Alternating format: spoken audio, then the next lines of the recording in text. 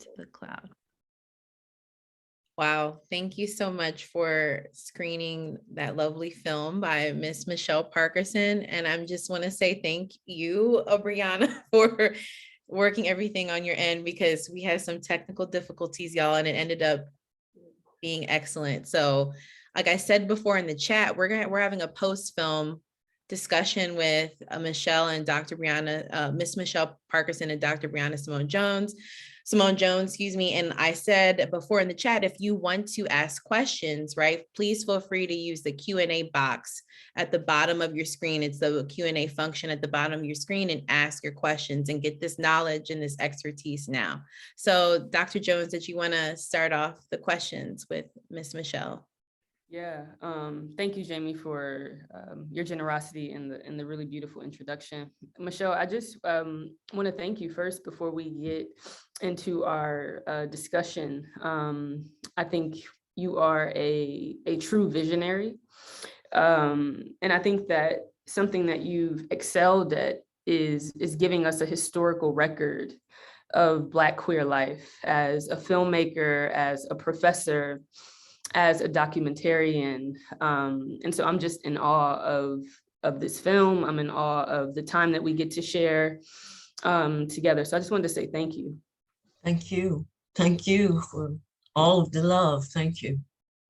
I think it would be useful if we began with your sojourn. I know you and I got a chance to speak candidly, but if you could tell folks how you sort of matriculated through school. You began as a theater major, and then your life sort of took a slight turn. I think it would be useful because your parents' background, their support of your work and their activism, as well as your placement in a Washington, D.C. and at a Temple University sort of shaped your Black politics. So if you could talk more just about the arc or your sojourn from theater major to extraordinary filmmaker.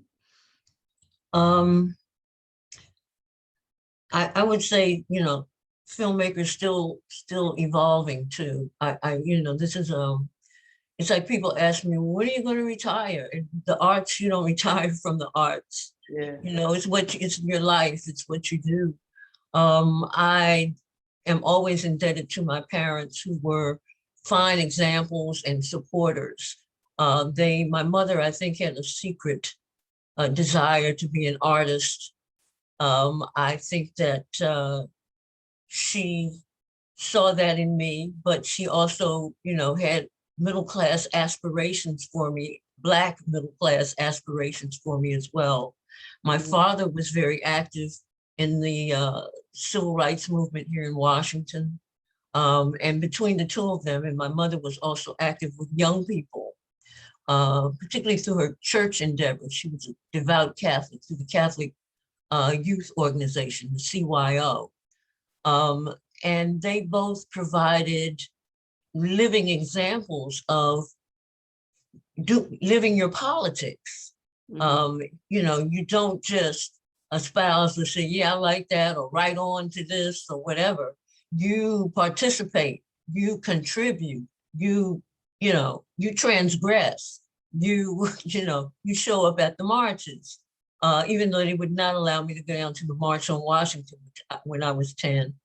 But, and I was angry about that, but my dad's church, like many churches here in Washington, had provided a conduit for folks coming from all over the country and the world to do the 1963 March on Washington at the Lincoln Memorial.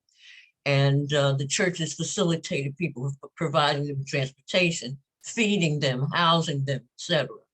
But my parents thought maybe I shouldn't. They didn't know how I was going to jump off. Nobody knew where it was going to go that day, that morning. You know, was it going to turn violent? Was it going to, you know, were the white hooded drones going to fly out from, who knew, you know?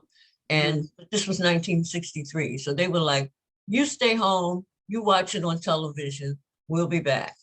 So it was, my father also participated in the organization of the Poor People's March on Washington, which followed after Martin Luther King's assassination, which was headed by, Reverend Abernathy. Mhm. So, they participated in building tents for people. I was out with my dad frequently every week, slogging through the mud pile that the Lincoln Memorial had then become, with hundreds of people from all over, deep South, everywhere, and just sitting in their tents, listening to their stories, listening to the political agendas they were trying to bring up to Capitol Hill and to the president. So, my mother also showed me that, stay connected with young people. That's what I learned from her in her work with the CYOs, because they spark your energy.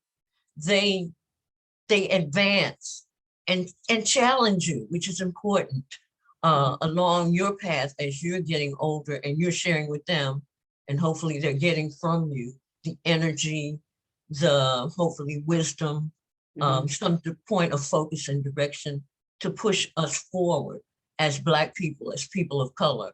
My mother was also really interesting because people, when I was a kid, people say, well, what do I get Shelly? That was my nickname.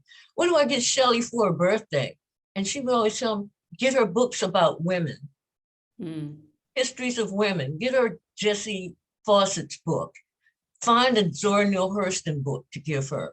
She foregrounded the power, the importance, and tried to heighten some level of visibility of women, particularly Black women at that time, early 60s, in the world, in the movement, in the civil rights movement, all of that. So I had great examples in them. Now, when I went to college and I got involved in theater in DC when the Black Power movement and Black nationalist energies started bubbling here in town. And so that was a way for a lot of us to express our burgeoning political thoughts, our anger, our challenges, our commitment to this struggle, and knowing that it was always going to be a struggle. And so, I would be in different theater groups like the Back Alley Theater here in DC in my teens, 15, 16 years old, writing with other young people who would write plays and perform them. Washington Theater Club, the small regional theaters would sometimes allow us to have, a real theater and audiences and lighting grid and all of that kind of thing. And so that's how we learned to make our arts, our leaning into the arts, into activism. And that was something that I took into college. Now, when I got to college and majors, I was claiming my major and I said, I want to be in theater. And my parents said, it's okay to do that, but you're going to have to pay the rent. You're going to have to do something because we don't have it. Figure out a way to pay your way to do your art. Right. And so I was like, oh yeah, okay. So I was in theater. I went to what I knew. I started in theater. And when I got there, of course, I loved the stage crafts, carpentry, lighting design, things like that, costume. All these things were very exciting. When we came to performance, which was where I was at, which is where I had primarily lived in theater as a teenager, was when I got there, it was like, okay, you're going to be a supporting something or a spear carrier or a extra of something else or a foot soldier of something else. So it was like,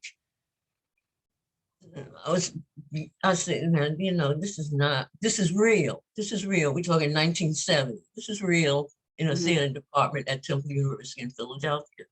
So I happened to meet a sister who was a senior. She was getting out of the Temple University Department of Film. She was an excellent actress. She said, you know what, Michelle, you need to go across the hall. All of the arts and communications and radio, TV, film, we were all in the same large building. She said, you need to go down the hall to radio, TV, and film. That's what you need.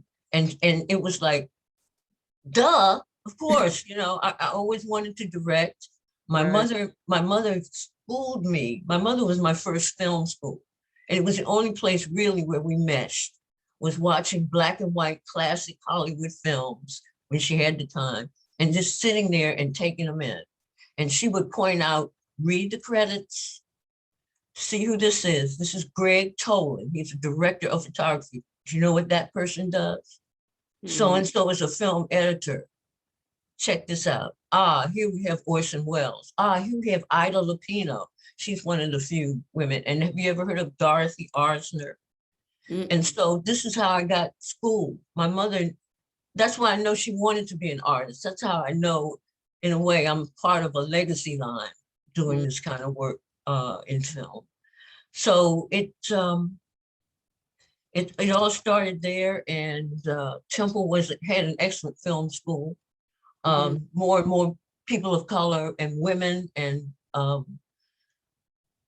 young people of Black Philadelphians were coming to Temple to learn film. So then this also was part of the Black nationalist movement. WNET had Black Journal. That was first showing up as a public affairs and documentary show from New York that we saw on the public television stations, which at that time was called the National Education TV, NET. Now it's PBS. Okay.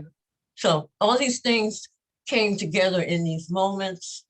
Arts come together in service of people and politics. And this is a path I'm still on. Thank you for that generous answer.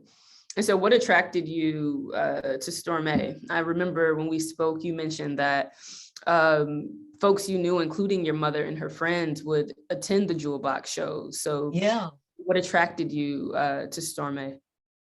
Well, the Jewel Box Revue was really big on the Black theater circuit. And all, the Regal in Chicago, the Apollo in New York, the Howard Theater here in Washington. Black folks loved it. Straight people in particular, Black families would come out to see this show because it was so fabulous in its presentation. But there was also the fact that you had to figure out which one of these men was really a woman, which was Stormé.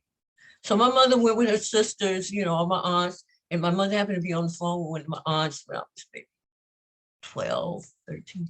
And she said, girl, did you figure out which one it was? I thought that, and then she saw me walk by going to the bathroom. And it was like, boom, the door got slammed because this wasn't up for discussion at 13. Trans realities, drag queens, male impersonators. But they loved the show, they loved the art of what was being presented, which is different than drag in the sense of it's not lip syncing, it was actual dancing, it was singing, it was performance at a high level. So yeah, my mother was the one that really turned me on several decades later to doing a film about STORMÉ. Just from slamming that door, I had to, in my past, somehow discover what in the world was this all about? And of course, as I grew in my gayness, as I discovered my own sexuality and started being in the community, it was like, the Jewel Box Revue was iconic history, it was. So it was like, okay, well, I had been turned down. I wanted to do a film about LaBelle, the group LaBelle with Patti LaBelle and Sarah Dash, Nona Hendricks. In the 80s, people were, in the late 70s rather, people were beginning to come out and be out and, it was still not embraced, and there was no thought of even marriage coming within our lifetimes, gay marriage. But in any event, it was like, yeah, we're out to be ourselves. And I also figured out once I recognized that I was the lesbian, that I needed to come out first before somebody could ruin my career or try to shame me by outing me. So I started out. That was my defense. That was just how I had to do it, because I knew somebody was going to be, you'd be moving along, all of a sudden somebody say, oh, but she's a lesbian. You're applying for a grant and it's like, oh, did you know? So that's how things went down. Put it out there. And so I know this is either your second or your third. Well, STORMÉ is your first short film, but since then you've created other shorts. And so I wanted to ask you, how did the film sort of begin? And how did you make decisions about what to capture in 21 minutes? Yesterday when we spoke, I said that you named it a vignette. And I felt like the short film, to me operated like a poem. I thought that was very, very right on. Thank you. I'm still learning. But yeah, I just wanted to ask about your process of construction, especially with the ways that you shot Stormé. I think that the way that you captured her body, presented her as extremely powerful. And so I know I'm asking layered questions, but if we could begin with the short film and how you condensed so much history in 21 minutes. Well, it actually wasn't my first. When I was about to graduate from Temple and wanted to get into the business, get a television job, get into, and further into independent filmmaking. And that was also around the time that there was a big burgeoning of cohorts on the East Coast and the West Coast of Black independent filmmakers. In my cohort was Julie Dash on the West Coast. In New York, there was Ayoka Chinsira. In Chicago, there was Zainabu Irene Davis. Folks were coming up and coming. Yeah. And we were learning our craft and working with each other. Some of those people in the credits, we worked for each other often because there was no cash, or cash was limited, which is also a reason why films sometimes are the lengths that they are. But my first film was 10 minutes. It was, when I look back at it, it's called Sojourn. And it was a precursor of music videos. It was just images of a young brother going through Fairmount Park, going through urban Philadelphia, through North Philadelphia in black and white, to see his girlfriend, who was in color in Fairmount Park. And there were two songs that we wedded together by a group called Black Rock Group from the West Coast, called Maxan. I don't know if any of these names rock anybody in this audience, but anyway. So that's how I got started. And that film got in one of the early Black film festivals. And that kind of put me in connection with this whole cycle of energy and exploration and challenge that young Black filmmakers of my age range at that time, our generation, was doing. But Stormé was also, again, it was envisioned as an hour long, but I could not raise enough money. And I had other people from the grants I had raised to say, well, here's your deadline. Right. So I got to where you saw what you saw. I hope someday people are able to see it as a film or on a widescreen with richer colors and great sound. I love the digital world. I've gone kicking and screaming as an analog diva into this world, but I wish people could see the richness of some of the early animations and stuff that we did in that piece. So yeah, money was part of it, but I think it was the right length. I wanted it to be a piece that made people want to know more about Stormé, about the Jewel Box Revue, about the LGBTQ life at that time that she grew up in, about drag, about performance, those kinds of things. So I settled with it, and at a point I became satisfied with it being, 21 minutes. Yeah, no, I was satisfied. Jamie has a question. Well, first off, I want to say that we are connected in more ways than one, because I graduated from the School of Communications and Theater at Temple. Yeah. I'm a Temple owl. Everywhere. Temple owls are everywhere. And my baby sister's at Temple, but she decided to go to graphic design. She's corny. But yes, I'm so happy. So happy to hear from another Temple owl, definitely. So when you're saying Fairmount Park and all these places, I'm like, yes, I know where that is. But it has to relate to the documentary we just saw, but also relates to the other work that you're doing. I'm really excited about your new documentary on the Unique Alley Coffee House, just given that I feel like so much of DC's Black LGBTQ community has been erased or actively erased, particularly in mainstream discourses. And I actually had the wonderful opportunity to speak with members or former members of Sapphire, Sappho's, and Women in the Way. And so how do you go about choosing the particular topics or themes for your documentaries? Some are presented to me. Some come out of my head, or what I read, people I meet. It's the circles of people that I'm around. So it comes in a number of ways. For instance, Fierceness Served, the Enoch Alley Coffee House that's premiering this weekend here at the Washington International Film Festival. It's short, it's 35 minutes. We had envisioned something larger for that as well. But again, we got the initial money from the Humanities Council here in DC. And they have a deadline. You have to deliver the product to them. What we call deliverables have to show up at a certain time. And so we did a GoFundMe campaign, which did beautifully, but was not, made us get to a middle of what we needed budget-wise, which we could talk in more detail if people are interested about. But that was an idea that came because a group of us, and particularly Wason Jones, who, for people who know of Essex Hemphill, the writer, he too is, an incredible icon of the 80s Black LGBTQ voice. You see him in Tongues Untied. You see him and you hear him in Looking for Langston, if you've ever heard of that film by Isaac Julian. Yes. That's his poetry and his work that you're hearing. He was a brilliant young man. We happened to be buddies.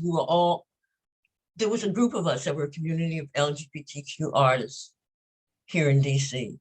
And luckily we happened upon Ray Melrose, who owned a house on the H Street corridor northeast here in Washington.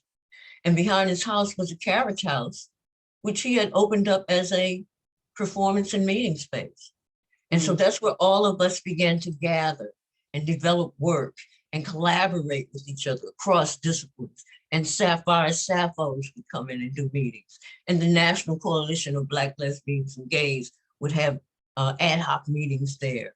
It was always something going on that was, just brewing in our community in the 80s, in the face of AIDS, in the face of crack gone wild, with Marion Barry luckily in more of the saner and more adventurous parts of his life and his administration, because he recognized that he was a great supporter of the DC LGBTQ community.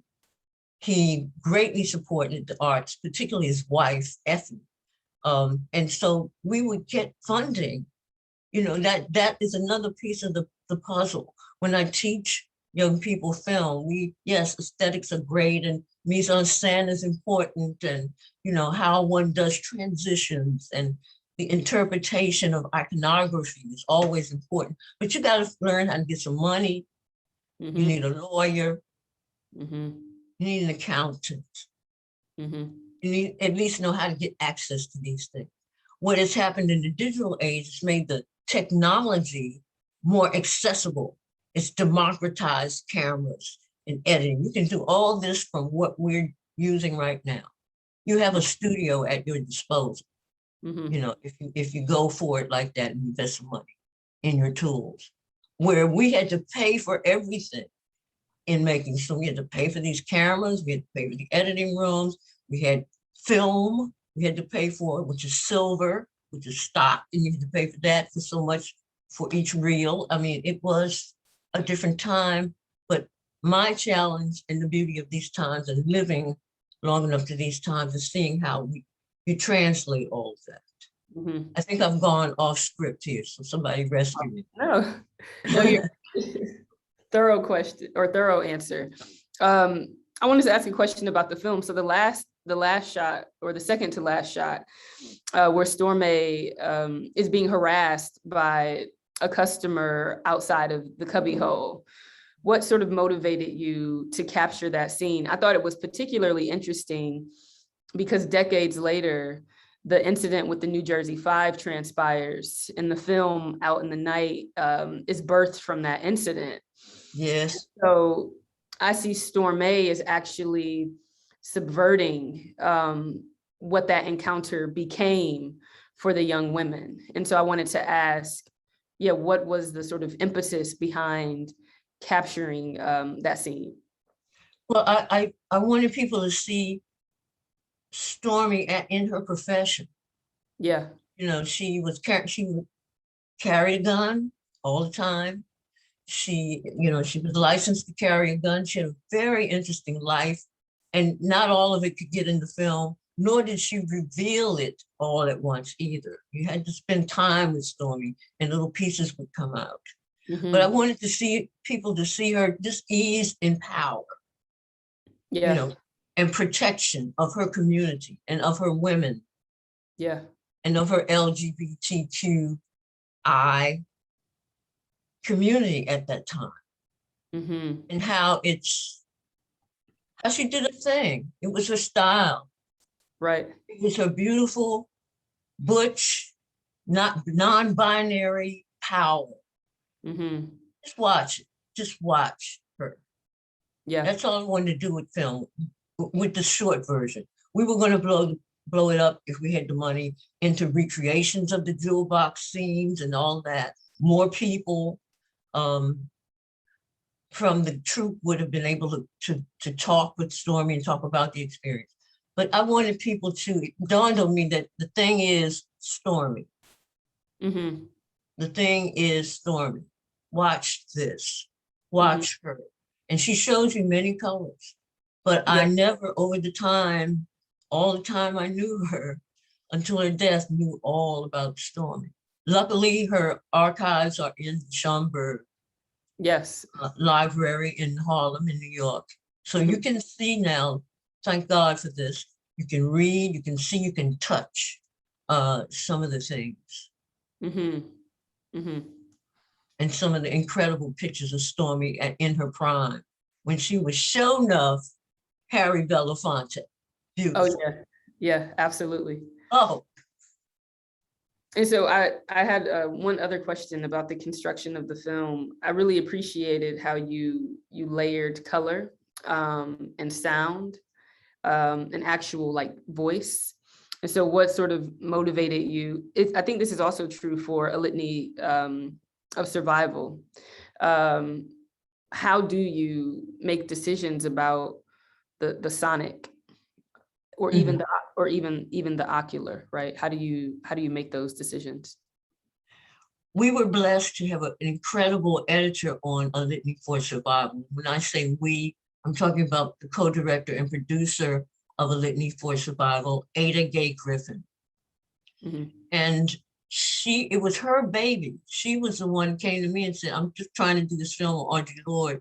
Would you come in and direct and help? I'm like, yeah, I always wanted to do a documentary on Audre, but I didn't feel my chops were ready to do it. But with Ada, I felt brave, and we went on for 8 years to make it. The point being that our editor, Holly Fisher, was an experimental filmmaker. And she had already worked with meshing images, sound, graphics, dark space, things like that in her own work. So when we brought her into the project and hired her as the editor, she brought all of those skills and visions, and I use this word often, transgressions with her that interrupted the ongoing, structure and accepted procedural steps to make documentaries. And so that is how we were able to push that out, and she could pull that out physically from all of the hours and days of material that we had shot on Audre over all that time. And she, she's like, people can focus on what they want to. They don't have to hear one stream of audio at a time. They can hear what they want here, there, and overlap it, and hear the mesh, and work with the images, doing this and that, and Audre going in and out of frame while she's reading her poems, while you're doing a close-up of her. And people seem to really relate to that, Briona. And I'm so glad you saw that was something we were reaching for. I'm appreciative that it worked for you. and Mhm. people in the audiences that have seen it. Mm-hmm. And so did STORME have was there the similar editor, or did you make those No, decisions? that was many years earlier. And actually, I was just finishing STORME when Ada said, and I was in New York working a lot then, and she was like, I really want you to come in and you know, help direct this thing, because we got to do it. Audrey was getting ill. Her cancer had recurred. Mm. And so she felt like a time pressure on getting this documentary done in Audrey's lifetime, which we almost did. Audrey died in, I'm going to say 94. 92. 92 she passed. She died in 1992, and we finished it in 1995. Mm. But she was always communicating with us. We would send her all the raw, and she would send us sometimes audio cassettes back talking to us. You know, when we were all in New York together, she'd sit in the editing room. So we felt like even after her death, we still had Audrey in our heads. You could still hear what her choices might be when we got at crossroads of stuff, Mm-hmm. of content, or who to interview, or, you know, because we even did interview lists. We did all those kinds of swaps while she was alive. Mm-hmm. And so there was I like to work in collaborations. Yeah. I'm not an auteur director. I like people to be in the mix with me. I like people to talk about it with me. I like to question my own motives and stuff and hear people bounce back and say, oh, no, go this way.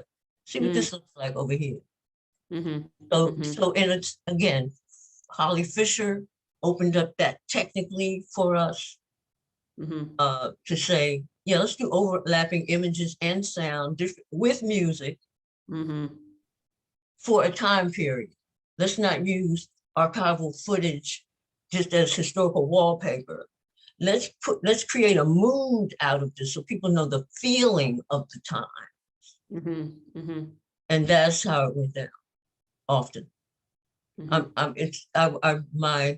My desire always is, do people feel this when they look at the story? Are they feeling things? What are they feeling? And so that's why I love opportunities like this, to hear what people responded to, or lacked, or want more of. You know, even the criticisms are very important as well. Very important. Very important. I agree. I'm always in a classroom, you know. It's like, that's one of the greatest gifts of teaching as well, is what I learned from my students. That's my part. That's my secret part. Yes. It's them. Yes. Do you want to, I was going to say, do you want to open it up? I just you kind of touched on it, but I'm hearing you speak about like how you like to work in collaboration, and then also learning from your students. And so I have like a two-part question. Like, what have you learned about yourself through the process of your filmmaking? And also, what advice would you give to young, I don't know, emerging, budding, burgeoning filmmakers, particularly Black filmmakers, particularly Black women and gender expansive filmmakers? Well, you're in a prime time for those who are venturing into film right now, in terms of the presence of Black women, women behind the camera, women creators, the range of actors, and to some extent, the content that's just beginning to open up to the realities of things and the power of our stories, not just the stereotypes and the entertainment factors that so long, you know, for so long have been making money for those that invest money into getting this on a screen. The point being that take advantage of this moment, as many have, as you see a young Ava DuVernay push it even wider. Who out there among us right now is going to push it even wider? You know, where is it going to go?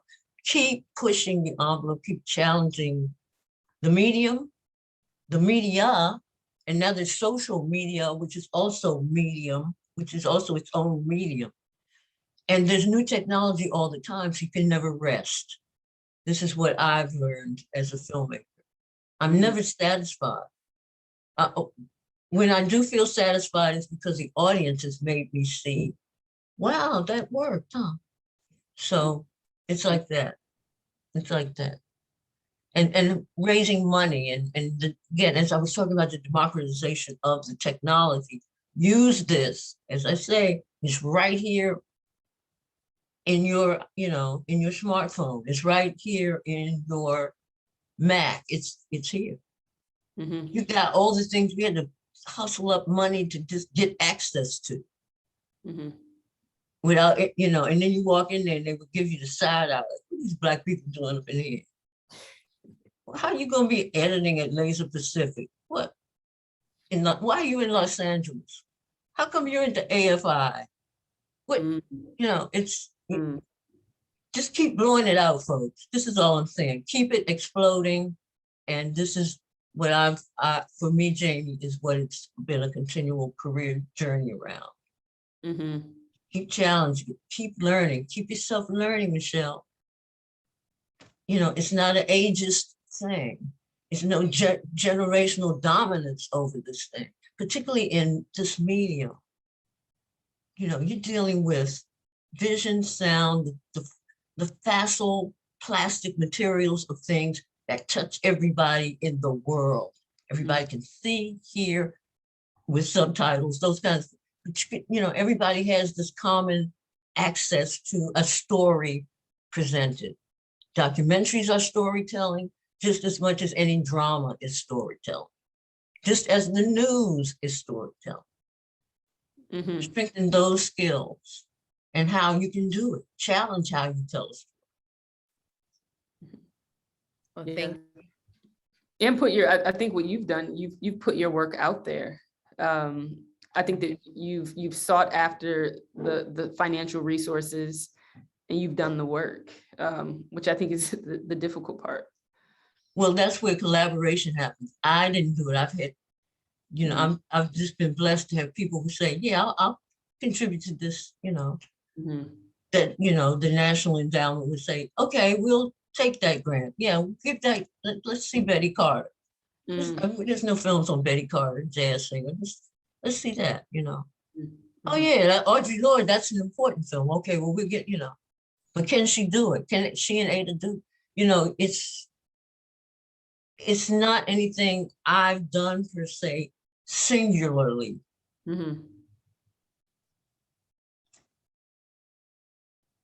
And always I'm confronted with what I don't know. So then the next step, you always got to be open to finding your people who can tell you, who can educate you into what you know, or do those things for you, and you learn while you watch them do what you need. That's how it's gone down. Yes. Yes. I'm sorry, Briona. Oh no, you have the question.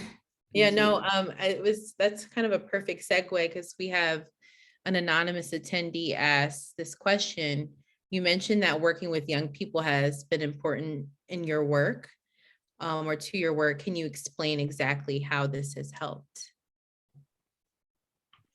Well, I don't want to be redundant, but I think it's the challenges they present, the expansion they've offered me in terms of how to think and do and make work, raise money. They are now generation, the people who are heads of organizations, heads of Netflix. It's not the gray old white men who are making decisions in a lot of the streaming media and what have you that we're dealing with. So it's often a younger generation that has facilitated me getting access to large and small screens. So that's why I used to start my classes with the thought that if you like this class, film classes anyway, or TV classes, if you like what you saw, or you like this class, hire me. Right. When you make your ascension in the business. So. Well, thank you so much for that. We have another question. So from an anonymous attendee, when in production, on set, or on location, what are some intrinsic values that you may be uniquely guided by? And I'll also put this in the chat.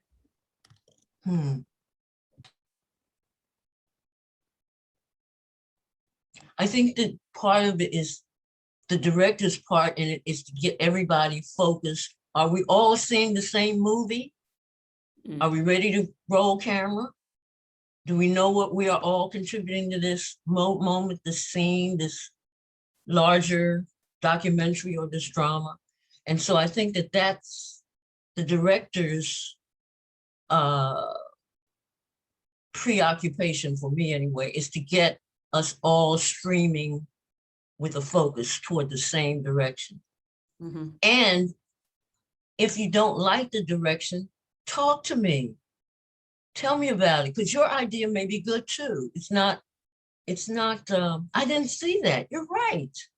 Let's move the camera here. Oh, we need a drone shot here. It's so flat, you know, things like that.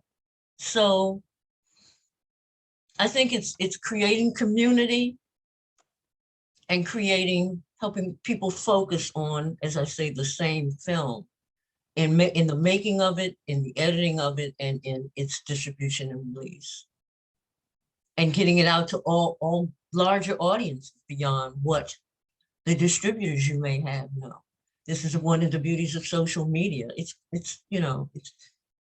people used to be gatekeepers. Now we can be gatekeepers with social media. People are going to learn about, you know, the coffee house film because you brought it up in this Zoom chat that we have. Things like that. Thank you. There's another question. We're just getting these questions. I love them. Yes, ask. Yes, I do too. Thank you. And get this wisdom and knowledge, y'all. So are there any Black women's writings that have informed your directorial filmic practices? Too many to mention in the limited time that we have. One of my big mentors was Kathleen Collins, who was a generation or so. She was really among the first stream of African-American women filmmakers, along with Madeline Anderson, who did documentaries, particularly for the ACLU and things like that. Monica Freeman, who was a Harlem-based documentary filmmaker. The way Kathleen, and I bring her up primarily because she worked in narrative film. She was one of the first Black women to do a narrative feature film, which you can view hopefully through Access. Jamie, Briona, you can direct your students to how folks can see or access the Criterion collection. I will bring that up to you as well. The Criterion channel, which you can stream. You can see a lot of these filmmakers' work, my own as well, a range of our past works. But you know, how she told a story was, I learned, you know, the visual storytelling that is our task as filmmakers, and the audio combination of it, because people don't often think about, how did you listen to that film? How did it sound? Not just the quality of it, but what did just listening to the soundtrack tell you? If you close your eyes and you listen to this movie, did you get it? Did you get the story? Even in the spaces where there's silence, those are very important. So it's, you know, Kathleen was just an incredible mentor. I only met her once. I was teaching a Black women filmmakers course at the University of Delaware.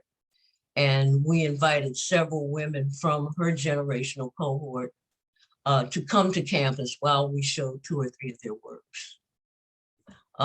So, you know, Losing Ground, the Cruz brothers and Ms. Malloy. Actually, Losing Ground is often screened on TCM every now and then. Thank God for Jacqueline Stewart, the patron saint of all things, beautifully presented in a Black woman's form about film, classic, style, and otherwise. And now, of course, she's with the Motion Picture Academy. So, you know, Toni Cade Barbaro was another great cinematic writer. Afrofuturist writers like Octavia Butler influenced a short piece I did called Odds and Ends. You know, the cadences and poetry and conciseness of writers like Alexis DeVoe, you know, just Cheryl Clark, Jewel Gomez, Hattie Gossett, so many people. Of course, Alice Walker's work has been translated to the screen. It's, you know, Audre Lorde's work. You learn something with what they did on the page that you can translate to the screen, as well as the stories that are told. Toni Morrison. It's just, you know, can we go on? We don't have that time. Right. We'll be here till tomorrow this time on that list. Alexis is actually on the call, so I know this is a good reunion. I know she's behind the wall, but she's here. Thanks. Hey, Alexis. Brilliant. Can you talk a little bit about film festivals? You mentioned that you have submitted your work to several, and you'll be showing your work at the Washington, D.C. International Film Festival. How valuable are film festivals to young filmmakers or to filmmakers in general? They're very important. You can pick up a distributor there who, you know, the distributors are the one that get it out to the world, book it in theaters, sell, you know, to the educational market like here. Women Make Movies is one of our distributors. Third World Newsreel is another distributor of my work, who does progressive. They have a 50-year history of doing radical and progressive film distribution and training. Women Make Movie also does training, fiscal sponsoring, so that you can get nonprofit money to fund your films. TWN does the same. So there are lots of things that a distributor can do for you. But, you know, going to festivals like Sundance is where you would run into Miramax. If they saw your film, they would suss you out and say, you know, we like that. We think we want to put that in our catalog. Or, you know, California Newsreel.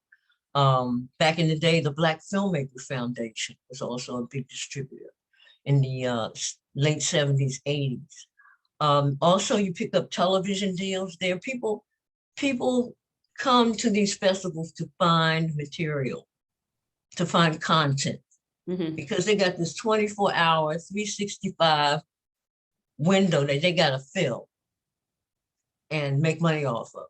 So they're there at these festivals, seeing what's new, what's trending, you know, and you can also meet other filmmakers there. It's very important that you see who's in your community, who's in your cohort.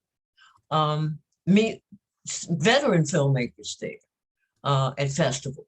And most importantly for me, meet people, talk to the audience, have them talk to you, have them question you, have them challenge you, have them applaud you, all these things.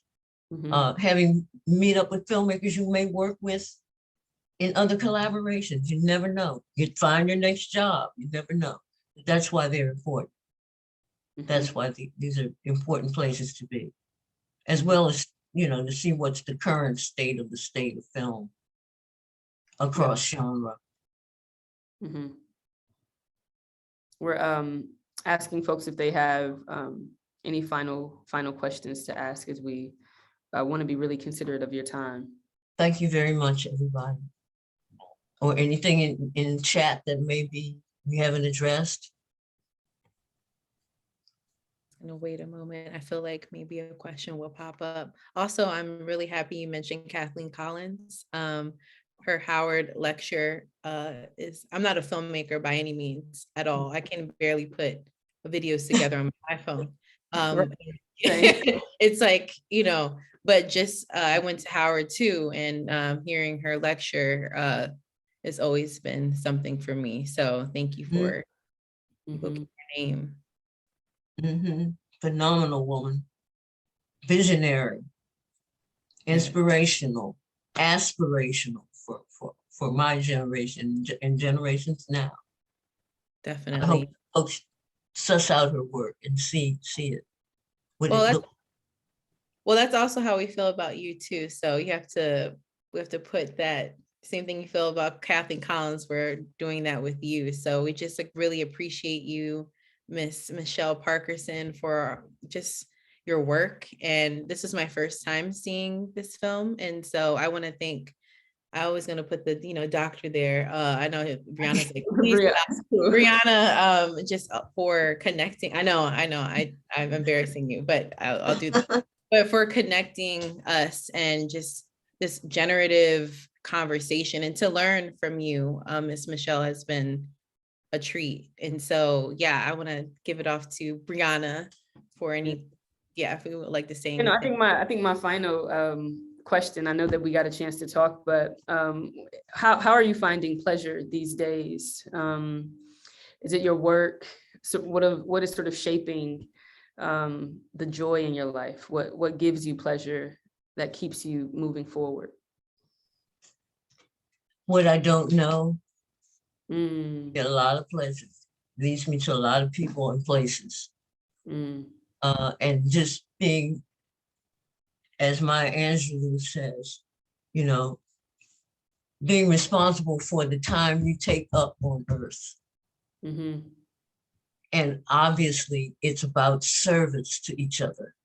And to see my, LGBTQI family in all its permutations grow, to see the trans awareness that's coming into the fore now, which was always like the, the second cousin of the LGBTQ movement, now coming into its own.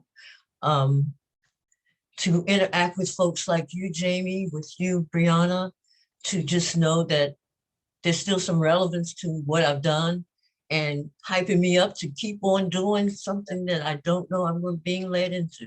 So all of that is pleasure.